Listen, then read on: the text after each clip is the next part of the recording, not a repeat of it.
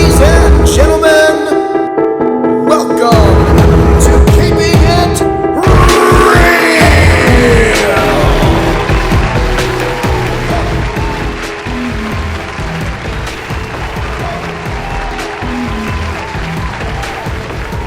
Greetings and salutations. Welcome to the show.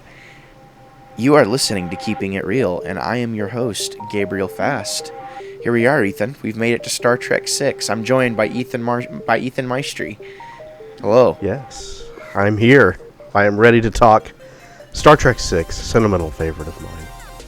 You know, it was kind of funny because I was thinking to myself, like, the last time we recorded, you didn't have that beard, but these are going to be coming out, like, pretty quickly, one right after the other, so it's going to be, like, it's just going to be kind of funny to see what we looked like, you know what I mean? During They're going to be like, period. Somebody's going to be looking at their screen being like, what? It's gotten wider. And yeah, now literally. He's got facial hair. And, it's just one of those things. My settings on my screen are off. No, I've gotten fatter. That's the thing. That's okay. That's all right. It happens, you know. Yeah. Okay. Star Trek 6. Trek. Star Trek 6. The Undiscovered Country. Ethan, I'm going to do what I usually do to you, and I'm going to make you summarize this on the spot. Okay. Go. Did you watch it again? I did, yes. Yeah. Oh, I did too. yeah. I just got done watching it, so it's fresh in mind. Okay.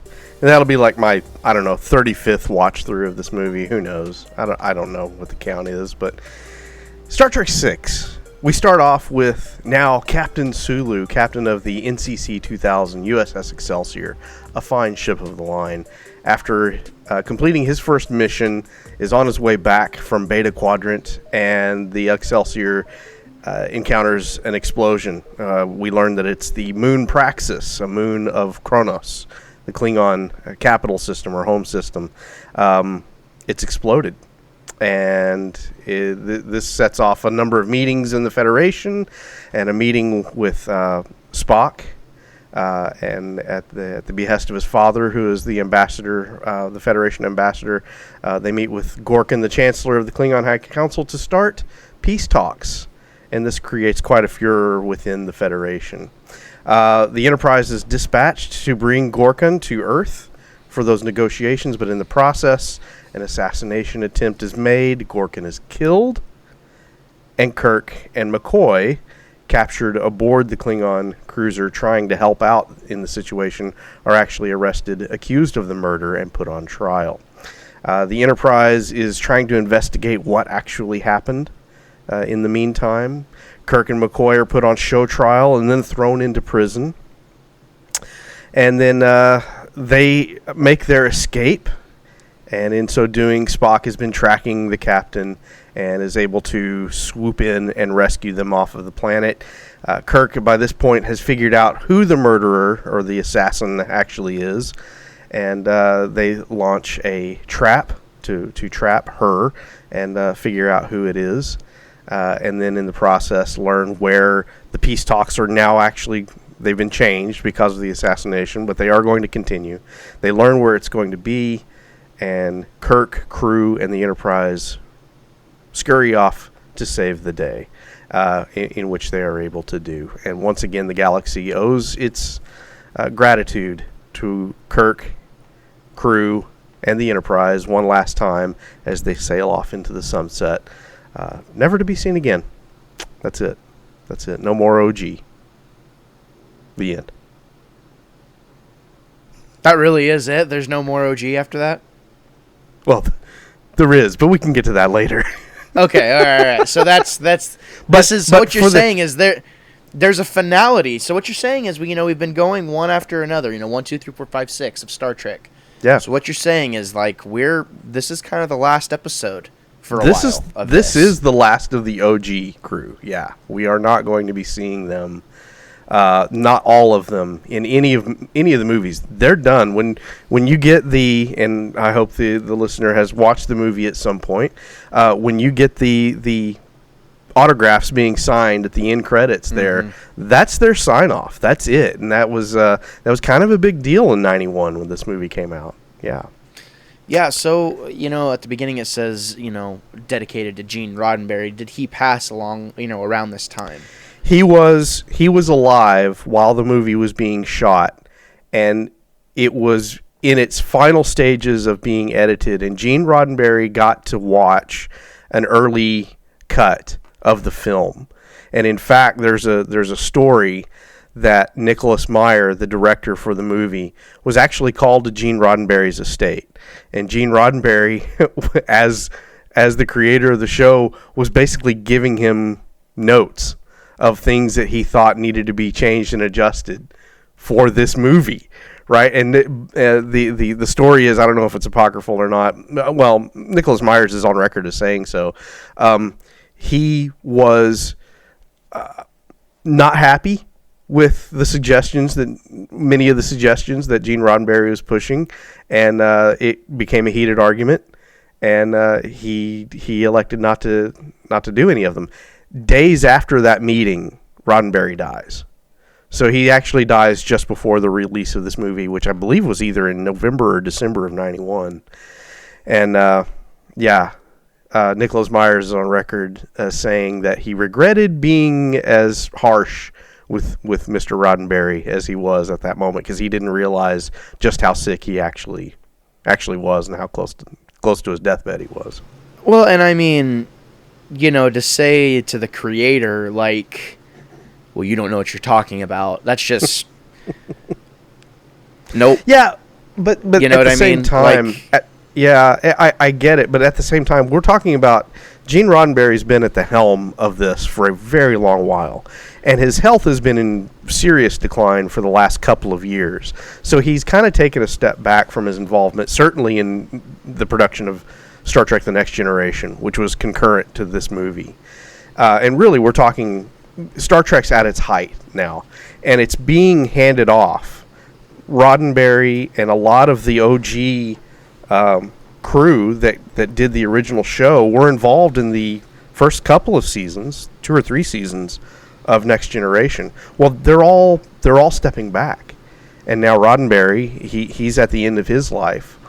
There's this handing of the baton that's taking place with Star Trek, and Undiscovered Country comes right at the moment of the handoff from the creator to the next generation of Nicholas Meyer for the movies, and he's at his height right now because he directed Star Trek 2, and now he's helped with Star Trek 4, and now he's been brought in basically to rescue and put together for the 25th anniversary of Star Trek 6: The Undiscovered Country.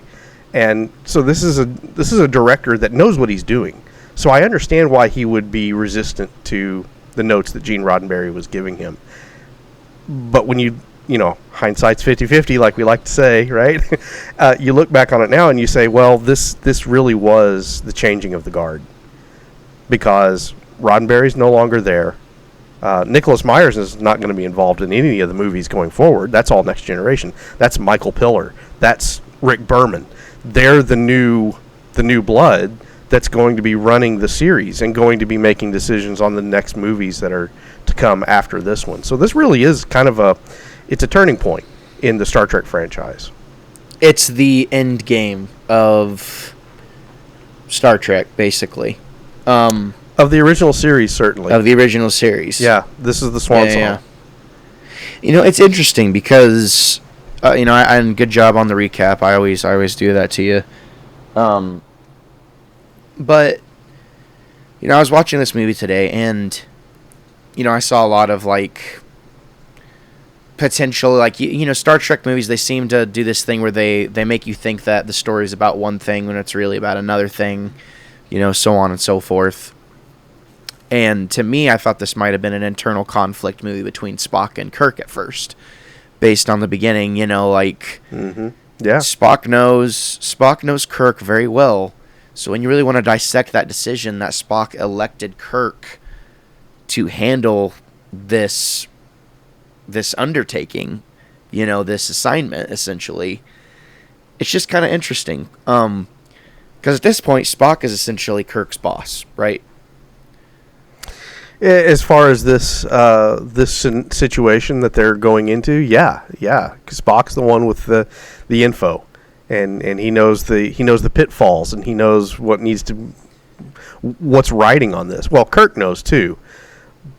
Kirk just has to be a captain. That's it.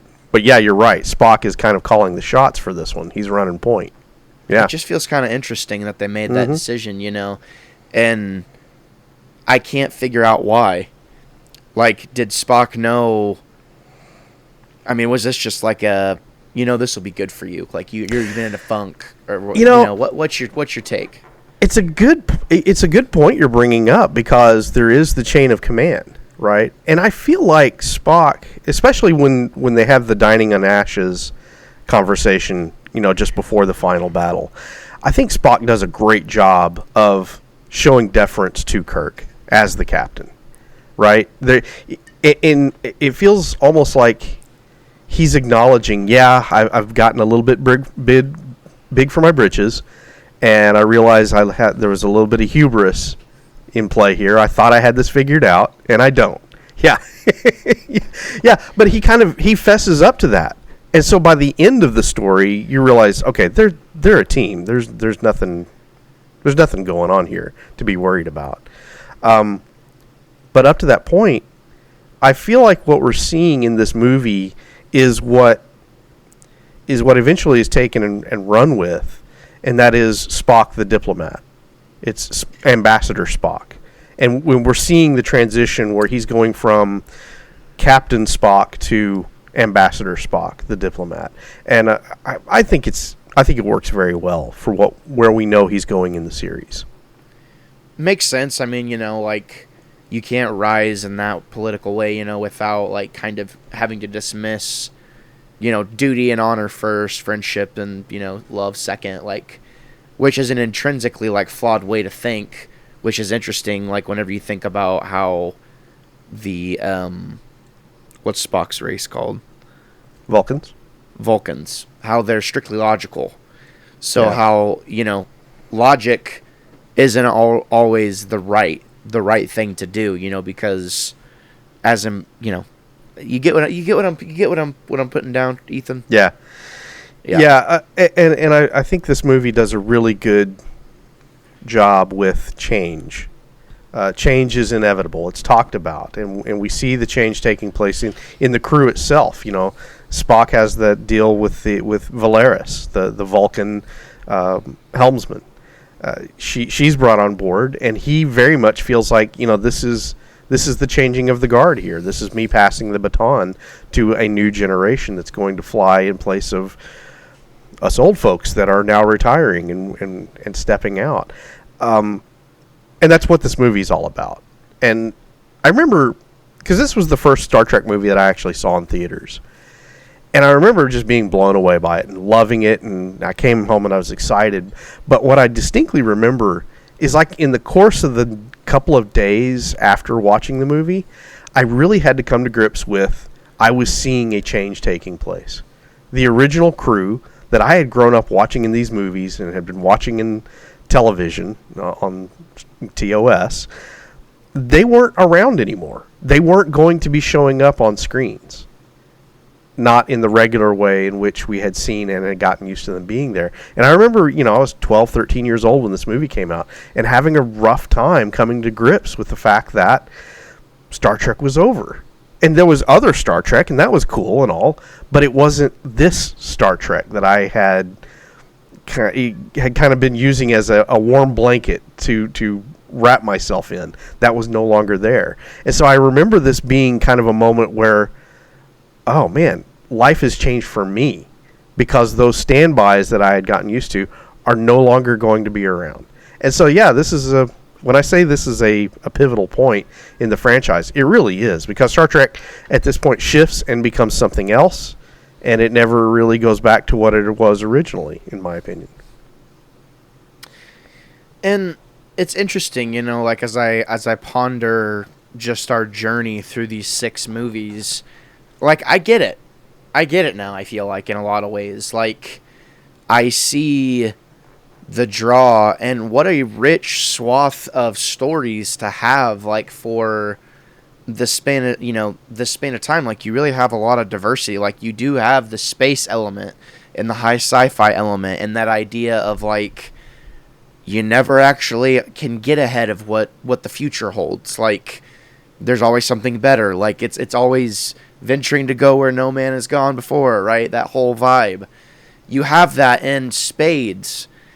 You have them focusing on, like, the human element of, like, why even venture out? Like, we know the things that we have right here on Earth. Like, they highlight those things. Like, it's just, the whole thing is just very wholesome. Like, and it makes you think about life. Like, it really does make you think about your own experiences and your own friendships and your own relationships, and your internal conflicts.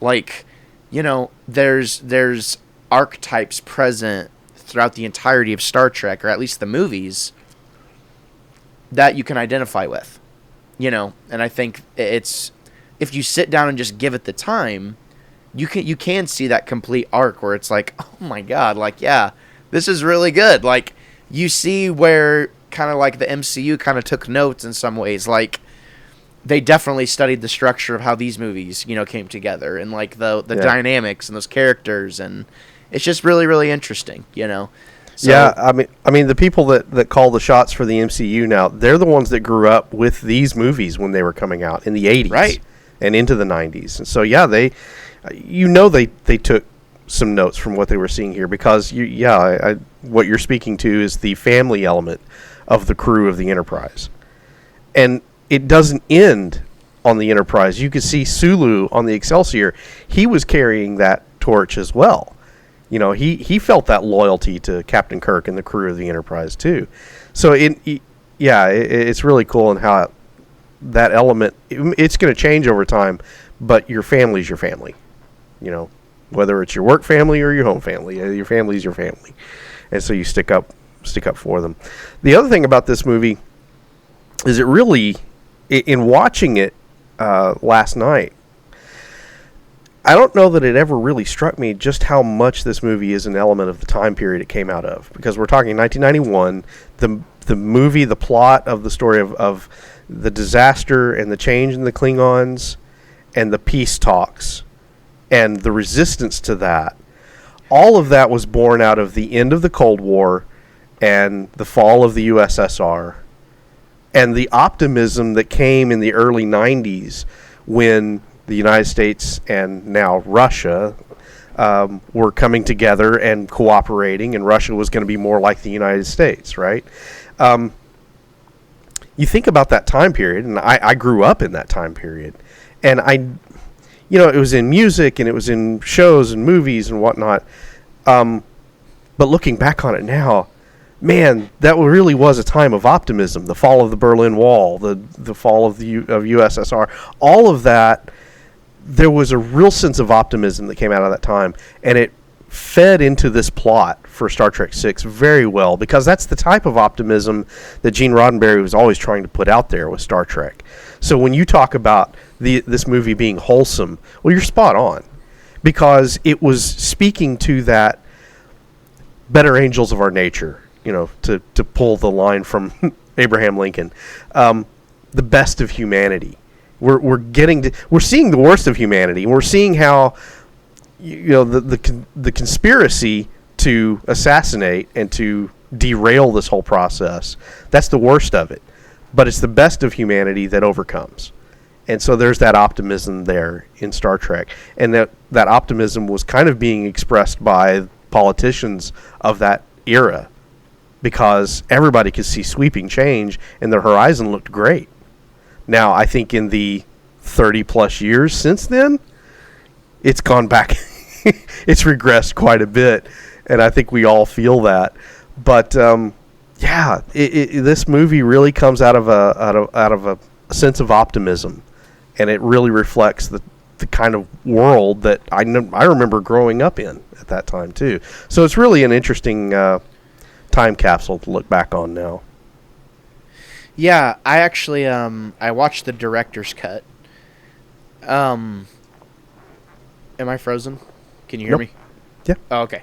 I watched the director's cut. I don't know what version you watched, but it was really funny just to see how dated the CGI looked and like the special effects and like the blood, from the Klingons and stuff. And it was just like, man, it just got me thinking about how, in 70 years, what is entertainment going to be saying about what we had wrong? Like, ugh, they had that so wrong, like, oh man, like that looks so cheesy. Like, like we're in a time where things are changing so rapidly. Like, as of recording this, the, Apple headset has come out, and I feel like VR is getting popularized VR and AI are getting popularized at an alarming rate.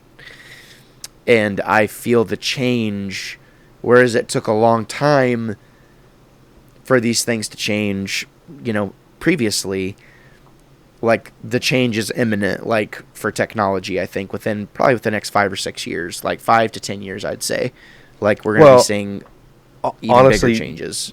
Yeah, you're speaking to that. The change is happening. We're going to be looking at it on hindsight and realizing it when it happened. Because it is, the pace is so rapid right now.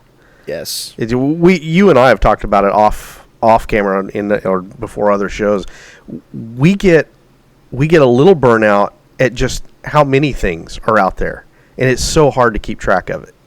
Mm-hmm. Yeah. This movie this is very early CGI work that's been done in this movie. And it's not the only one. There were a lot of movies that were dabbling in it and experimenting with it to varying degrees of success.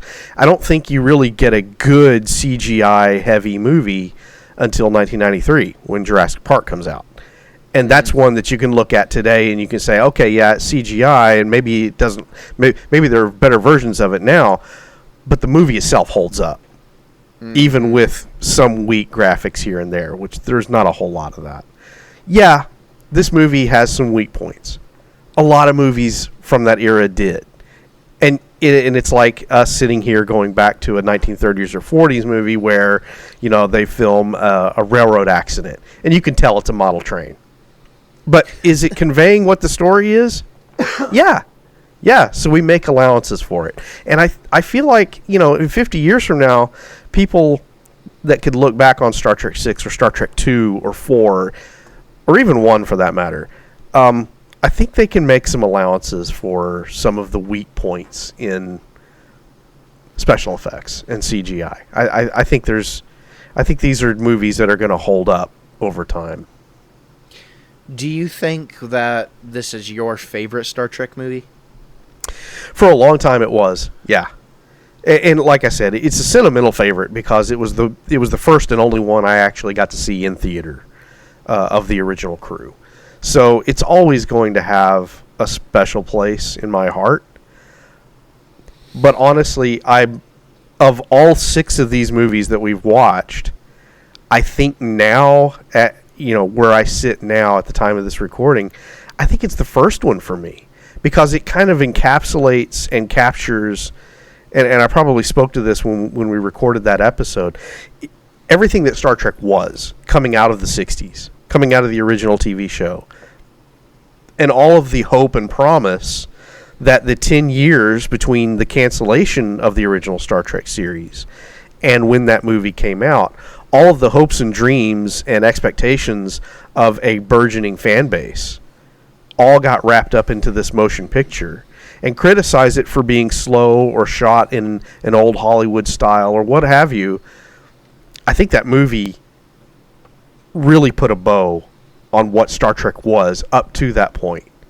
And I can watch that movie now and kind of wish I lived at that during that same time. And so I really like Star Trek 1 for that reason. Star Trek 6 is, I've got to put Star Trek 2 in there. Wrath of Khan is just, that's everybody's favorite. And it's a favorite of mine too. Undiscovered Country is right there with them, in my opinion. And maybe that's colored by a bit of nostalgia and sentimentality, but I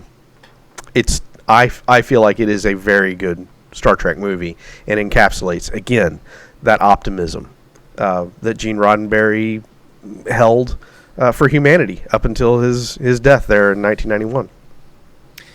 I feel like this movie does a really good job of just like kind of acknowledging the present elements, acknowledging that the Vulcans have some strange customs, showing that, acknowledging that the Klingons are, they're not good, but do we need to be so hard on them? Like, whenever the Chancellor gets killed, right, or he's having his hard time, like, we see the Klingons, like, showing compassion, whereas we've kind of been taught to hate them, right? Klingons, like, throughout this entire thing. I mean, obviously they killed Kirk's son, yada, yada, yada, but to see them actually showing compassion is really interesting. And, and I can't recall a time in the movies where I saw Klingon show compassion like that.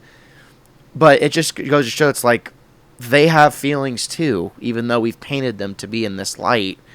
And it's like, I don't know, we acknowledge that and then we just kind of move on from it. And, like, there's little hints here and there of, like, the deeper meaning and, like, the meat behind what I hear to be being said, which is, like, we're all pretty similar, whenever it boils down to it.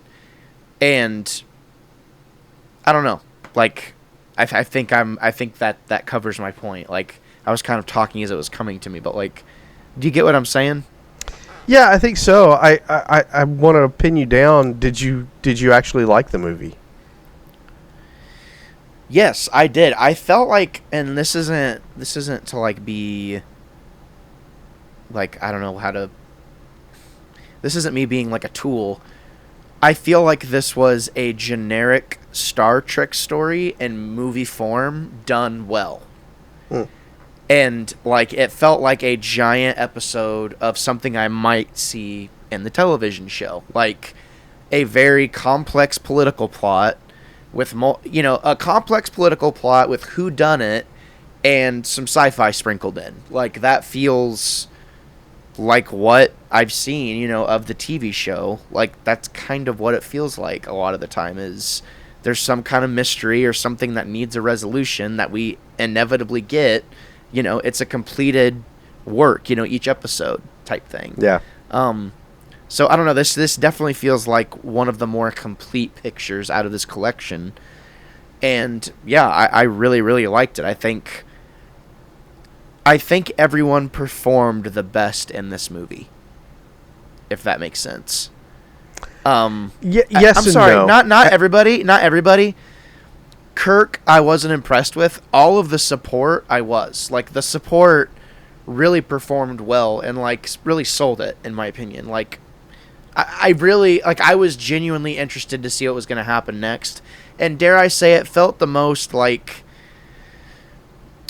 meta, but at the same time, like, respecting the fans and, like, how we've gotten here. It was like a nice marriage between being a blockbuster and giving fan service. And yeah, I mean, I liked it. It's interesting you bring that up about Kirk, because I feel like he's a better version of Kirk in this movie than he was in Star Trek V. We talked about in Star Trek V the moment where Kirk yells, "Shoot him," and it felt, and he has that moment in this movie where he says, "Let them die," right? When referring to the Klingons. Their civilization is going to die, Spock says. He says, "Let them die." And you kind of feel his hatred in that moment. And he's wrestling with the death of his son, like you mentioned before. But by the end of the movie, we've seen a Kirk that has buried the hatchet.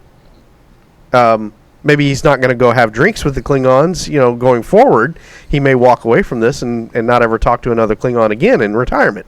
Who knows? But I feel like we see Kirk make a lot of progress throughout the course of this movie, from where he starts to where we see him end up.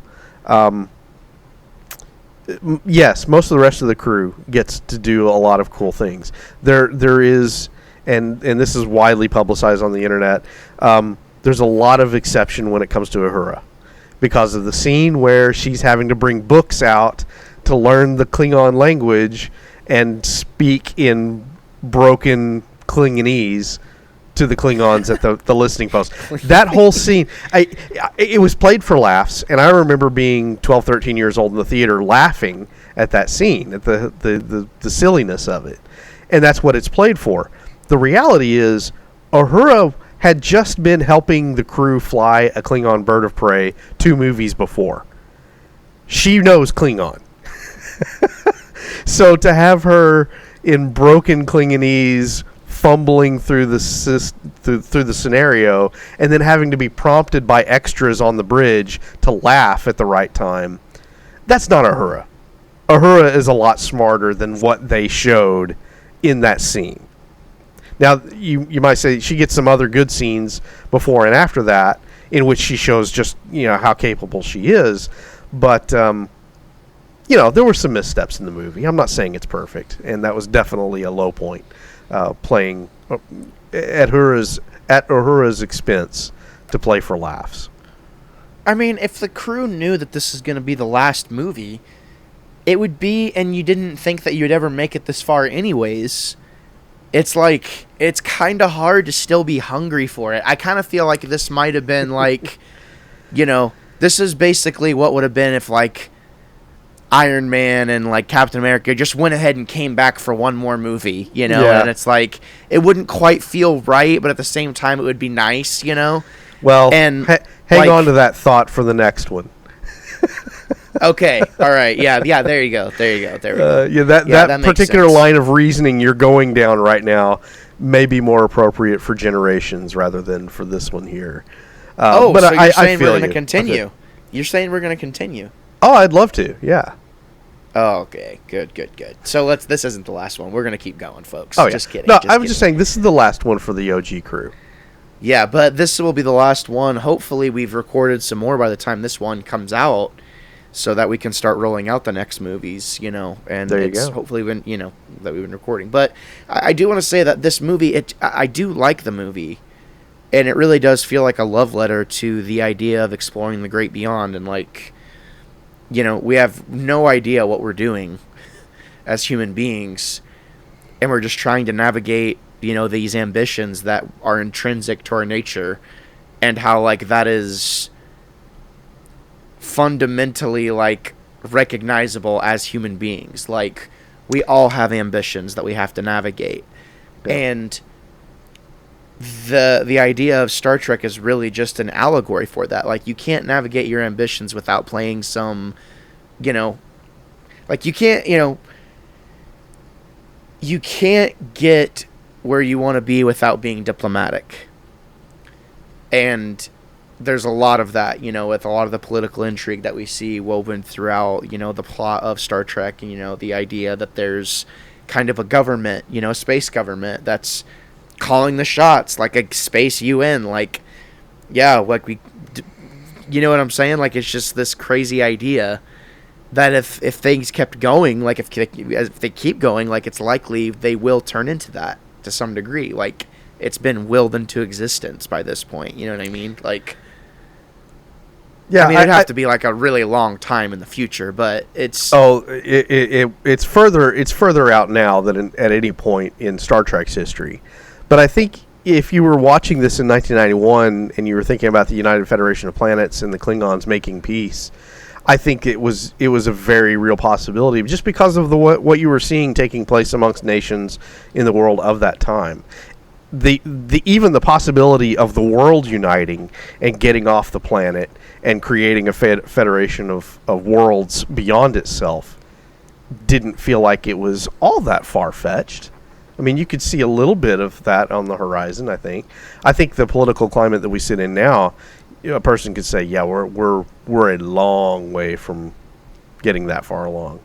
Yeah. There's been backward steps taken, but that's politics. That's a whole other that's a whole other we'll leave that alone.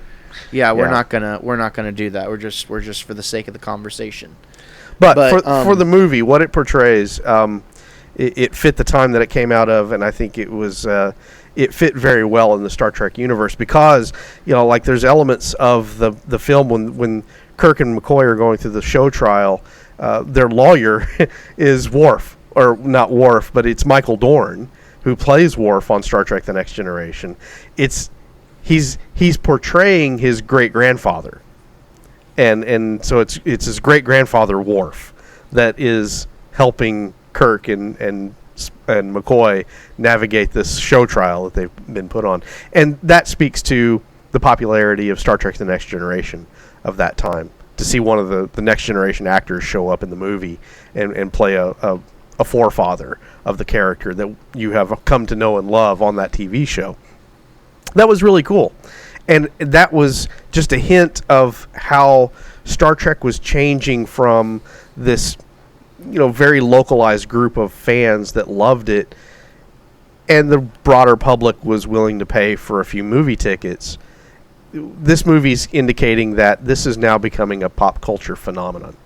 This is something bigger than just one TV show, and we're starting to see that change in Star Trek coming along. And I think this movie holds to it very well. You got Christian Slater showing up with that little cameo scene where he talks to Sulu on the Excelsior. When he tells him that the Federation Starfleet wants to know where the Enterprise is.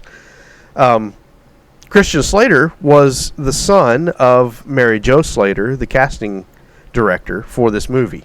So that was his in. But he was already a massive Star Trek fan and just was willing to take anything. So he took, he was a major film actor at that time in the early 90s.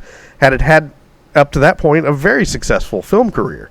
And here he goes for a little 30-second bit in a Star Trek movie because he loves Star Trek.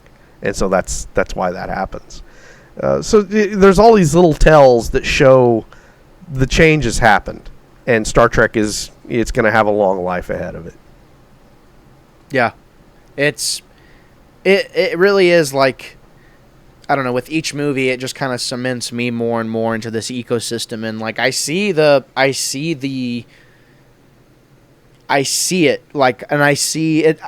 It's one of those weird things where it's like I feel like I'm learning. I feel like I'm in school, kind of like learning about things that it's like, oh, here's some ideas that were presented a long time ago in pop culture. Like these were cemented here first. Like, oh, and you can think like, oh, I wonder if such and such like stole that from this movie, and like from the Star Trek movies, and like I see its significance, and I'm enjoying learning more about it. And it's like the more I learn, I do feel a missing link because I don't have all of that extra context, from the television show.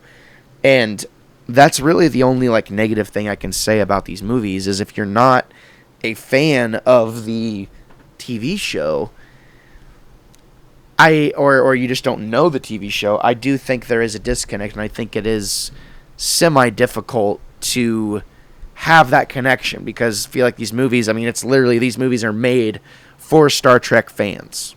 You know what I'm saying? So, yeah, the fact that you can enjoy them at all, yeah, to an extent. Go ahead. Well, I was going to say, for me, I grew up not knowing the television series from the 1960s. I didn't. My introduction to this crew was through the movies, 1, 2, 3, 4, 5, and 6 when it came out. That's how I knew Kirk, Spock, McCoy, and the rest of the crew, was those movies. And I came to love them. And to this day, even though I, through my teenage years, I was watching Next Generation and Deep Space Nine, and then I went along with Voyager and Enterprise. And even though I went with all of that came after, the original crew is still my crew, right? And I have a love for every crew. But man, you can't help but love this group on the original Enterprise, and that fueled my going back to watch the original series and really come to appreciate that series once I got a little bit older. Yeah. Well, I've really enjoyed. I don't know how long. Do you know when we recorded the first one? It's been a while. It's been a long while. I want to say something. It's been 3 or 4 years. It's been. Has it really been that long? I think it's been 3 or 4 years. Yeah. No. Because I want to say it was recorded right around a little after the 40th anniversary, which would have been 2019. No way, bro. I'm checking right now. Oh, actually, I have to look on my computer. Well, in any case, it's been fun. Like, we said it was going to be a back burner project, and, you know, like, it will remain as such. Like, who knows when this is even going to come out? We're doing this just to keep ourselves sane, Ethan, or I am. You know what I mean? I feel you. Ethan, thank you so much for taking the time, man, to go through these with me and to impart your knowledge of this great thing called Star Trek. And, you know, I have to say, like, it's funny, when I watch Star Trek, I do think of you. Because it's like, you're the Star Trek guy, kind of. Like, you're my Star Trek friend. Like, and, like, it's interesting. Like, it is a bit of an acquired taste, I think. Yeah. Like, I think you either get it or you don't. But if you get it, it will grow on you. And it hits on a more, it's like, it is sci-fi, but it hits on more of a serious level. Like, you don't look for it to be a bombastic sci-fi adventure. You look for it to be a moving character story, or, you know, like, you're looking for those human elements. You're not necessarily looking for, like, the space stuff. Yeah, I know we've had conversations in the past where I've been adamant about my love of Star Trek and how modern Star Trek is not the Star Trek I grew up with. And what I'm hoping you kind of see with these movies is a little bit of what I was talking about. Star Trek is not an action series like a Star Wars is, or can be. Not to say that there's not serious sci-fi in Star Wars. There is, and there's a lot of avenues in which that has played out, and they've done very well with it. But with Star Trek, when they tried to make it an action series, when J.J. Abrams was trying to make it an action series, we see how well that turned out. Not great. Those movies, while in some respects are very good, and I do enjoy going back and watching them for some things, they don't hold up as well as these older movies do, in my opinion, because when you lose that cerebral element, the smartness of Star Trek, when you dumb it down just to make it an action movie, it dilutes Star Trek a bit too much. And we see in this modern age that we live in, if you want whiz-bang action and flashing lights and strobing effects and laser blasters and explosions, there's a lot out there that fits that bill. It's not what Star Trek is. And every time somebody tries to make Star Trek that, it doesn't pay off for them. And so what we've got with these original 6 movies is something smart, but it also delivers entertainment too. And I'm hoping you can recognize a little bit more what I'm trying to convey when I get on my soapbox about what Star Trek is and what Star Trek is and is not. Yeah, no, it makes sense because, like, from what I've seen of Star Trek, like the newer movies, it's completely different. You know, it's not this, you know, and it's interesting. Yep. Like, you have a very niche group of people from a very specific time period, and then you have a span of time where there was nothing. And the fact that there was anything left, you know, it couldn't become what it could have become because Star Trek was already on the trajectory to become something else with TNG. It was already on the way to being more and more meta. It stepped into a new role, leaving what it was behind because it was evident that it was like, oh man, like, we missed it. Like, we missed the window of, like, capitalism to make that thing. It's like, yeah, we kind of lucked out with this. Yeah. So let's do our best with what we got. But it's like, you guys are old now, and it's like, man, like 5 or 6 years sooner, who knows what could have been. And that's why you're not getting the stories that you want, Ethan, is because there isn't anyone left that, I don't want to say there isn't anyone left like you, because I know that's not true, but well, no, there is. I guess we did. We got that with Picard season 3. And you Terry did get Matalas. That. Okay. Because Terry Matalas is on record. He grew up same as me. He's the same generation as me. he grew up watching these original 80s, early 90s Star Trek films and watched The Next Generation. And that was the first series that he knew and loved. And so when he got a chance to do Picard Season 3, he did it in the same vein of the old series. And what I watch when I watch Picard Season 3 is very much hearkening back to the old movies and the original Next Generation series. And it's a continuation of that. I recognize the DNA in it. So there are those out there. The problem being is that studios want to make money now, and it's hard to balance the need to make money with the need to make good content. and sadly, it feels like it misses more than it hits. But that's my personal opinion. I know there are people that probably listen to the show that would watch the Discovery or Lower Decks and be like, it's the greatest thing since sliced bread. You're old, bro. But that's fine. You're not quite getting what you want out of this. Like you say you're getting what you wanted out of Picard. You got it in Picard Season 3, which I have not seen. Hopefully we get to that point. It's frustrating whenever you want like a specific thing. It's like, why can't you tell this type of story?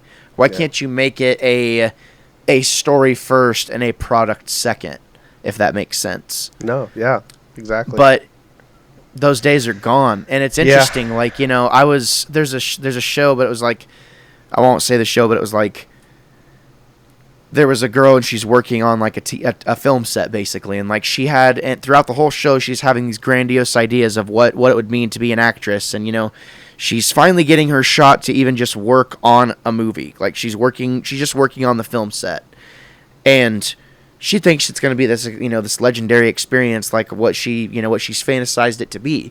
But when she gets on set, there's no communication. Nobody's really there. It's all blue screens and lights, and there's no soul. There's nothing. It's different. Yeah. The idea of getting an ensemble cast together, coming together with practical effects, and like praying and hoping that you have something. Yeah. They don't take risks like that anymore. No, I'm sorry, and that's a great point you're making here with that experience, that show, whatever that is. Sets are everything. Mm-hmm. I mean, these movies, they run on the sets that they made, and even though the budgets were progressively tighter and tighter to make these films, the sets always looked great. There was always a lot of love and workmanship that went into these sets, and when you see them now, they make sense, right? And that was the thing that stood out to me in Picard Season 3, and Terry Matalas was on record as saying sets were everything.